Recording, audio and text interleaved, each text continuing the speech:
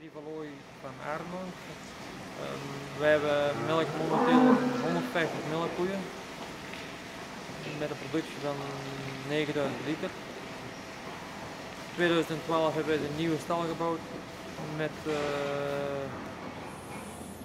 om arbeidsbesparing, zo min mogelijk arbeid, waar alles door één persoon kan gerealiseerd worden. Specifiek hebben we ook voor activiteitsmeting gekozen, omdat wij een melkstal, er wordt gemolken in een swing-over melkstal.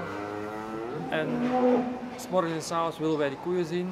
De activiteit van de koeien worden net voor het melken telkens waargenomen op de computer, zodat we de koeien kunnen selecteren om het melken voor eventueel inseminatie.